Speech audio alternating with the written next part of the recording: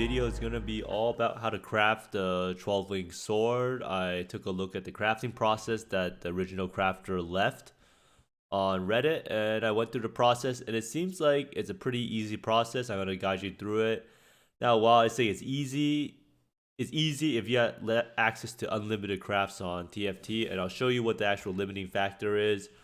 But before we get into that, I'm gonna talk about a little bit of the changes I made to this current character, because as you can see now, instead of a 12-link lightning strike, it is actually a 12-link frost blades, right? So skill and frost blades at this amount of damage, around like 80 to 90 mil on just the melee hit, I think is enough to do everything. And I was able to do a few simulacrums with it. And with a few changes I made, I do think that this build is capable of perhaps leveling in simulacrums even without the elusive effect. And yeah, so yesterday when I was playing the character and I thought it was super weak, it was because I forgot about Molten Shell, and I just completely forgot that I had it on the shield, and I was like, why do I have all these gem links? And it turns out I was actually missing Molten Shell. But let's get straight into what gear I'm wearing on my current character. So there's two main pieces of upgrade that I ended up getting. So the sword and the shield are still exactly the same. I did quality the shield up because it actually came unquality. I didn't even realize it, so my bad. The helmet's still the same, still using the same resist, fire and cold res. Should probably switch it out to lightning and chaos res now that I see. Or no, I need to do cold and lightning, I think would be better to balance out the resist a little bit more. And here is the big change. It's called Maraline's Fallacy. Now, this item here gives you 40% less critical strike chance, but currently this character is able to get like 96% crit chance without any brittle. So this amulet actually becomes extremely high value, because you can see here my crit multi now is 700% without any elusive shenanigans. You take off the amulet and you're at 460%, making this amulet absolutely insane if you have 100% crit, right? So instead of doing like 46 damage, you would be doing 70 damage if you just take it at face value like that. So it's not quite double damage, but it's very close to it. Now, the reason we can use this amulet is because of brittle, and the brittle, even with like 5 brittle or 4 brittle, is enough to overcome the 40% less critical strike chance. Or not 5, but like 6 or 7 brittle. And you're actually able to get to 6 or 7 brittle relatively easily if you take this node here. And I think I've been underestimating this node, especially for farming simulacrums, in that the increased effect of non-damaging ailments is a very, very strong node, as is the 27% increased effect for Starlight Chalice, which is what I tried using it with again. So I was able to get like 7 to 8 brittle on Kosis every single time, and it actually makes a pretty big difference. So now that we have this amulet, you might be wondering, why don't I just go non-Secrets of Suffering and use Shock Chance? Now, the answer to that question is the fact that Secrets of Suffering is just too good, even without like Divergent Skitter bots. Like having the 30, what's it called, Scorch, just weighs out more than the Shock a lot of times. And in addition to that, you have to invest in, like, your shock is not always like gonna be 50%. Like even if it is on Maven during a simulacrum, a lot of times the shock is pretty low. For some reason, it's only like 20 or 30% or less, and that's just how it is. So the shatter really doesn't do anything for survivability. I tried out a few simulacrums without Secrets of Suffering, and it didn't feel like I was staying alive any better than without it. And losing a 20% damage reduction from sap is pretty big, because the mobs do 20% less damage while you have Secrets of Suffering. So you could theoretically argue that chill or like freeze is helping you, is surviving, but 20% sapped is honestly no joke. And you're actually able to apply that pretty reliably on bosses. Now, the next piece of upgrades, I use these pair of boots. Now, I use this pair of boots because I wanted a chance to get elusive on crit, because there's no longer any way to get elusive. So this little bit of elusive does help out a lot. So this pair of boots only costs 45 exalts, which is a pretty, honestly, a steal considering it's a T1 suffix with elevated onslaught and a tailwind. Now, if you're wondering how to make these boots, all you have to do is awaken orb together, increase the effect of Tailwind, and increase the effect of Onslaught until you have an open suffix. And once you get an open suffix, you can either reforge Lightning for Lightning resist guaranteed, or reforge Chaos for Chaos resist guaranteed. And what roll you get depends on your RNG. So everything else stayed pretty much the same. I still using this Headhunter with Winter Resistance, and I have a Spike Gloves, Amethyst Ring, and Mark of the Elder. Now, another big change I made was I started using Purity of Elements. I felt the damage was high enough at this point with the sword that I could make life a little bit easier for myself, and I would get some extra resist. So you can see here, without Purity of Elements, I'm actually hardly even capped. But with Purity of Elements, I'm capped pretty easily, and I can't get like shock inflicted. Yeah, I can't get brittle, so it's actually a huge lifesaver in simulacrums. And not only that, it makes it so you don't need to take Soul of the Brine King anymore, because we don't care about being frozen, and we don't care about being shocked, so we can use Soul of Solaris or use this one.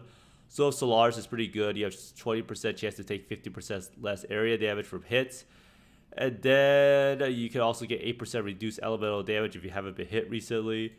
This was also really good. 10% chance to avoid projectiles, 6% reduced elemental damage taken if you've been hit recently. And we're usually hit a lot in Simulacrum, so this is probably the better play.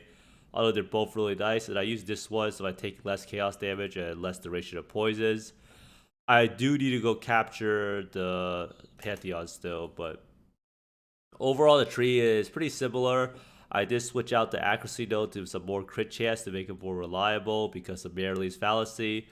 You could try out Merrili's Fallacy if you don't have an Unatol amulet on Lightning Strike or Frostblaze or whatever you're playing, because of the fact that it might be a pretty good budget option. But the problem with Claws is you have so much crit multi, so its value is lessened by a lot.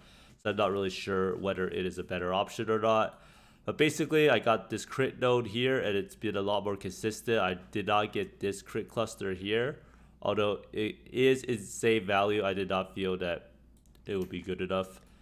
But theoretically, perhaps if I ever got enough accuracy, I could drop this and just go with Fatal Blades.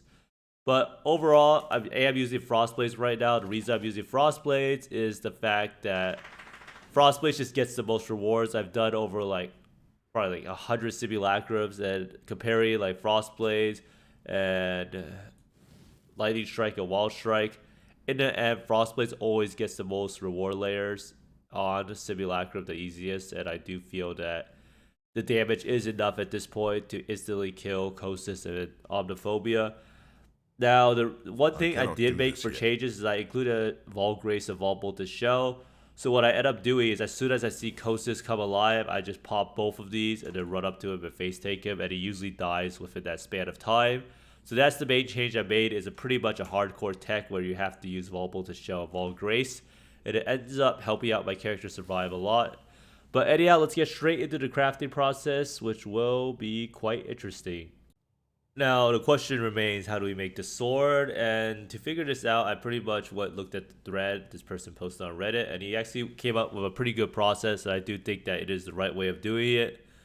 Now, how much did it cost? It ended up costing 2,000 plus exalts. You might think like that is a lot, but I do believe he actually got lucky on this crafting process. And do you actually make back the money doing these mirror crafts? And the answer is, if the item is good enough, you will definitely make back the money even at 2,000 plus exalts. The current mirror fee is 140 exalts, so just 10 or 15 copies, which is not really that insane if the item is super crazy. Like, just to give you perspective, in Ritual League, I think our bow got mirrored over 120 times or something. So you can see here, making mirror items is probably one of the best money making methods in terms of passive income generation you could possibly have. So the reason they chose the Anarchic Spirit Blade base is because of the free flat Ellie damage you get from the conversion. Now, although that's the case, a lot of builds have built-in conversion on their skill. For instance, if you're using Lightning Strike, you actually get like 60% converted to Lightning. Now, here are all the mods for the sword, right? So you can see here, 80, 75, 83, 80, 75, 75, 75. So what does this actually mean? It means when you start the craft off, you want to make sure the sword is level 75. And the reason you do this is because you get 2 free mods of any eye level that you could do because you awaken orb stuff together. And then the other mod, you could do it with Beast. Now, the thing about Beast is you could use this thing called a Ferric Wolf Alpha that adds a prefix and removes a random suffix that allows you to get a mod based on the eye level of the beast rather than the eye level of the items. So these things allow you to bypass the item level. So, and then the other thing you do is the Awakened Orb base, so that the Awakened Orb base can be any item level. I'm sure everyone already knows about this. If you craft like Tailwind Boots or something, the thing you use the Awakened Orb initially on can be any eye level because it just transfers over that mod onto the new item, and the new item that you transfer onto will be the one that keeps the original eye level of. So the importance about the eye level 75 base is the fact that it eliminates a lot of the mods that you see. So whatever you try to roll on a 75 base, where you do the expensive part of the craft, which is usually Aug Influence to get the last mod, you see how every single one of these mods has an extra one at level 80. So that means you increase your chance by removing one of these tiers from every single one of these, mods that have level 80, 83 requirement. And without this, it makes your chances a lot worse. And this actually tilts the odds massively in your favor. Granted, it's probably still like a 1 out of 20 to get the mods you want. When you do it, it is a huge benefit. So the way you end up doing it is you have to start off with the Anarchic Spirit Blade. And then you have to get your first influence mod. You could probably do that with, you could do it with either, you just have to put a Warlord Exalt or any sort of Exalt, and then you randomize the influence. Now, I won't show this on Craft of Exile because you actually cannot do that. You cannot randomize influence because it changes the base type or something. But what you do is you can use a Warlord Exalt, you can use a Redeemer Exalt, and then you have to buy randomized influence to Shaper. Now, the reason you have to do that is that there is no such thing as a Shaper Orb, right? So that's the only way to get it Shapered.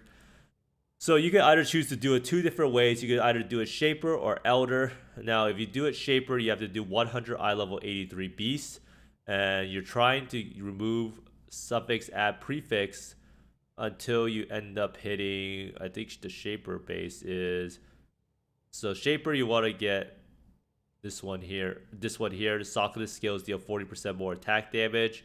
And then if you're doing the Elder base, where you randomize the influence, you have to get Ruthless. So you're pretty much doing that. Oh shit, whoops. Need to go back. So you're pretty much doing that until you end up hitting the 2 mods that you want, which will be Awakened Orb together, which is Socketed 40% more, and level 20 Ruthless together. And these are the 2 mods that you can see here that are level 83 and 80 requirements. Now, once you have that, you will be doing it with, So here he has prepared dozens of Awaken bases and do your Awaken. So this pretty much means that once you have the imprint to do it on, so once you have the bases, you will pretty much just start Awaken orbing together the Socketed 40% more and the level 20 Ruthless. And if you do option 1 for every base, you need 100 Jagged Fossils to craft to let your bases have level 20 Ruthless, and possibly 2 Exalt each to remove other influence mods. So pretty much you need to try to find a base and make sure that you only have level 20 Ruthless on it and not something else. And then if you do the other option, you have to make sure you have Socketed 40% more, and then you can awaken the base together on the Anarchic Spellblade. So what you end up here is you have your prefixes completed. So I'm just going to put it on because you actually can't do this easily on the, Craft of Exile. So you have the Shaper base here, and then you have this Elder base here that you awaken orb together. And wait, we have an extra mod on here. Let's see. Oh, we could just change it later. But basically, we are at this stage of it now, and now we have to do, so you can also buy out the level 20 Ruthless or the Socketed 40% more depending on which way you go. I'm not really sure which way they chose, but you can either do it the Shaper way or the Elder way. And now the next part is the fun part, where the hard part begins, which is influence crafts to get level 20 Wed support. So at this point in time, you want to finish out the prefixes of the sword, which means you need this level 20 elemental damage with attacks. Now, what you want to end up doing is you want to aug influence, but before you do the aug influence, you have to make sure that when you aug influence, you guarantee that you have the suffixes full. So you can remove non-influence, add influence, let your item have full suffix. Also bench the third prefix to be suffix cannot be changed. And or you could do reforge an item with an influence model with prefixes cannot be changed. So like the main thing about this craft over here now is the fact that when you do this, there's really not that many aug influences to go around. Like right now, you could theoretically do aug influence right now and try to hit it, but let's end up trying. So you could technically do like cut 3 and then do prefixes cannot be changed, and then here you will just do an aug influence, and right now you bricked it, right? So if you break it, you will probably have to go back to the step. You probably have to use the imprint, right, back onto it, and then you have to redo it so that you have to reawaken orbit together and see and try to do this whole process again. So basically at this point you end up with this sword right here, and you pretty much, so you have 3 mods on it, and now you have to try to null it off. If you don't get the null off, you have to go back to step 1 or 2 of this thing. I'm not really sure if you meant to, you have to go back all the way to step 1, because maybe you could imprint it and save the mod that you have, and then you'll only need to get the awaken orb base. But regardless, you have to go back and reawaken orbit with another chance at getting it. So for the sake of this video, let's just say I annulled this off, right? And we're gonna aug influence until we get it. Now there's another way of doing it. So you can remove non-influence, add influence. So the way you could do that, so wait, let's just try to get it on. Like, how many times could it possibly take? Because you can see, like, if you use this aug influence way of doing it, every single one of these crafts is like, what, I don't know how much aug influence is, like 20x, 30x, and not that many of them pop up throughout the day. So you can see here that this is an incredibly hard task to do, and you can get extremely unlucky and go like 30-40 times in the red. Now the thing to note about this is that the item level is actually 100 on this thing. So you can see here it's T2, so we can't use that. The item level is actually 100 on this thing. So every time you see one of these T1 mods on here, you actually cannot roll it if you had rolled the sword to be eye level 75. So doing this is kind of like an illustration of how bad it is to not have it at the right one. And we finally ended up getting it. So you can see here, it is fairly deterministic to make the prefixes. The fact of the matter is that these crafts are really expensive and rare. So now we've finished the prefixes, right? It is time to do the suffixes. So right now what we want to do is prefixes cannot be changed. And I think we pretty much just, now we could just reforge speed. So the reason we want to reforge speed is the 3 mods we end up wanting to get are crit damage, crit strikes, and attack speed. So crit damage has a crit tag, crit strikes has a crit tag, and speed has this speed tag on it. I'm not really sure why they don't do reforge crit more likely to try to hit it. I assume it is very bad odds. So this is 12,000 weighting total, and these ones here are 1,000. So I guess it's probably pretty bad odds in the end. But regardless, the way they chose to do it is simply get your level 20 multi-strike support with prefixes cannot be changed with reforged speed. And you can also do prefixes cannot be changed with more likely, because if you do more likely, you get more chances at getting it. So let's just do what it would look like with reforged more likely. So reforged more likely, we got attack speed. So now if we get this, we have to do prefixes cannot be changed again and do it again. And then we got this. It's not T1, so prefixes cannot be changed. Do it again, didn't get it again. But this part of it is not so bad. And the reason being is that you don't need to find a super hard harvest craft. So theoretically, you could get this. Now, the reason you don't lose level 20 faster attacks is because it's not a more multiplier. And you want awaken, you want multi-strike on there. So this is T1 attack speed, but it's not what we're looking for. So this portion, even though it seems bad, is not terrible, right? So we ended up getting the level 20 multi-strike. It took a little bit of time. So now they want to get either a critical strike support or critical strike chance support. I do my first exalt of a bench mod. And then if it gets non-influence mod, do remove non-influence to influence. If it got an influence mod, do prefixes cannot be changed and a null. So right now is pretty much where it becomes hard. So now you exalt it, and what do you get? You get some random thing. So this one is actually an influence mod, so it's kind of bricked at this point. So the only way you can save it is you have to do prefixes cannot be changed, and it's a 1 out of, I think, 3 or 2 chance to hit it. So we failed it. So item is bricked, right? So let's just say we got that. So now we can do remove non-influence, add influence. And this craft is pretty rare too. So you can see here that it's going to take a while to do. So remove non-influence. Oh my goodness, we got it, right? So we got the crit strikes. Let me make this a little bit smaller so everyone can see it. So remove non-influence, add influence. We got, so this would be like a very pog moment for the crafter because they're like, we just need one more step. So now is what Chris wants us to do. Close your eyes and aug influence to get your 6 mod in Destiny. 1 out of 26 chance to hit. So this one was a 1 out of 14 chance to hit, but doesn't include the chance of annulling, so it's actually slightly better. So probably 1 out of 10 or something, roughly. Now, right now, you spent a lot of currency already, so it all comes down to this one aug influence, and it is a 1 out of 26 chance, right? So, did we get it? No, it's time to vol the item, right? And that's it. That's the end of the crafting process.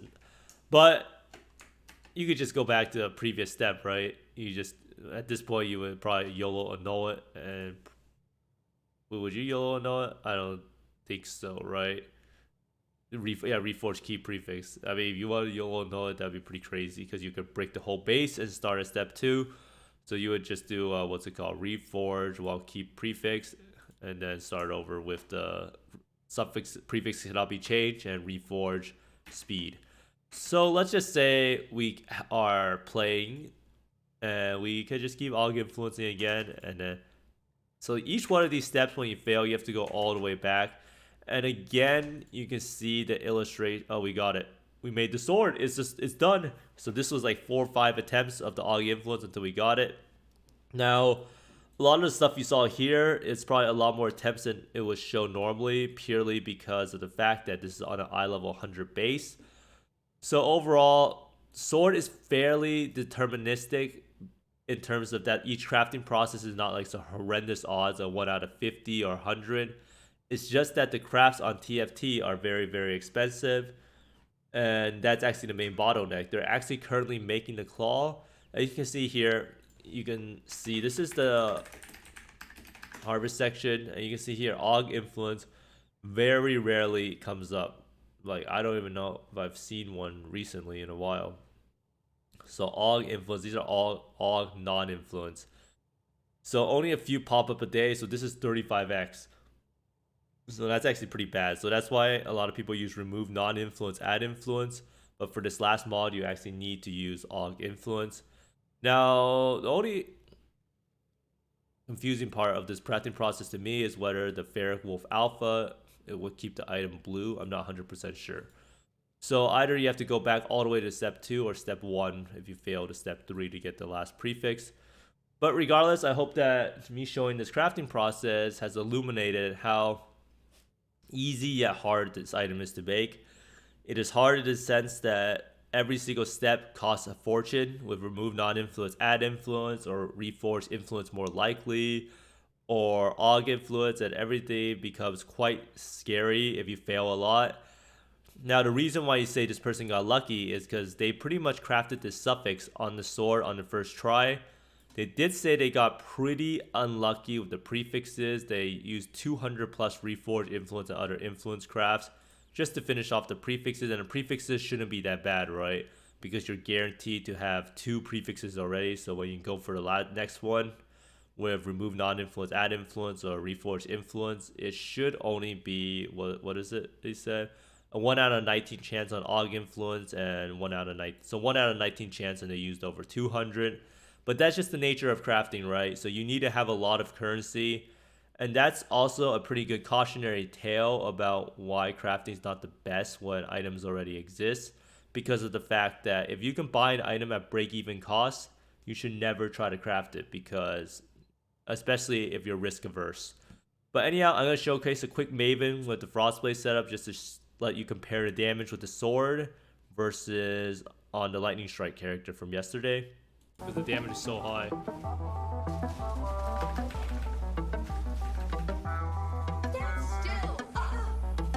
Like right now, the damage is so high that it doesn't really matter what the skill is anymore. So threshold's at what, 100 mil?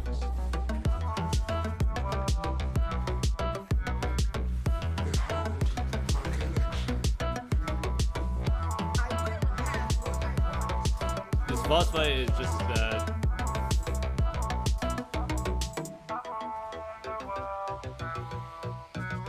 What's the drop? Maven's Orb or?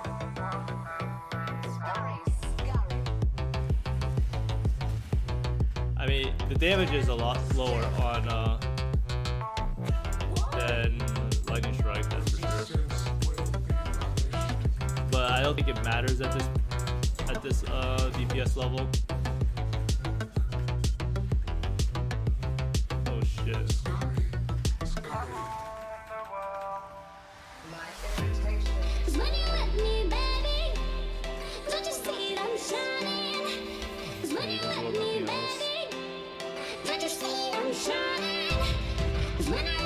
This fight is pretty.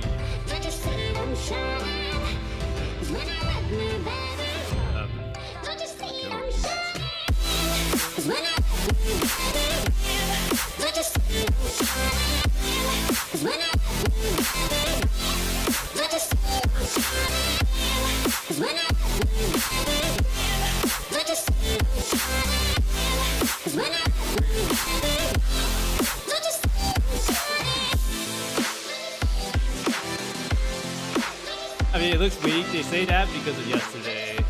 But yesterday's kill was a lot faster, right?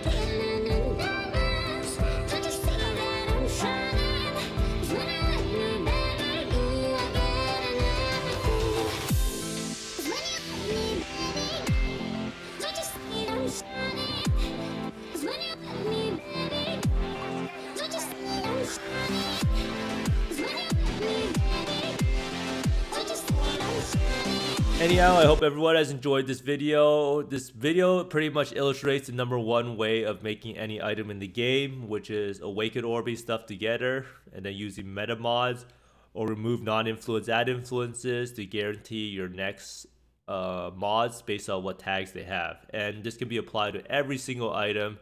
Now, the imprinting stage is what you do for really expensive items, for what you need to go back to step 1 or step 2.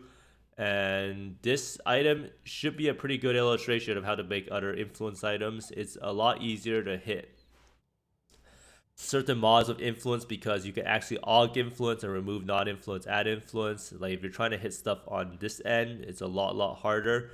And when you craft, if there's no tag that you could target with harvest, you're kind of screwed. So when people want to craft like mana or they want to craft some attribute stuff, it becomes infinitely harder. But thanks for watching, everyone. I hope you find more Mage Bloods, Mirrors, and Exalts than me, and see you next time. Bye.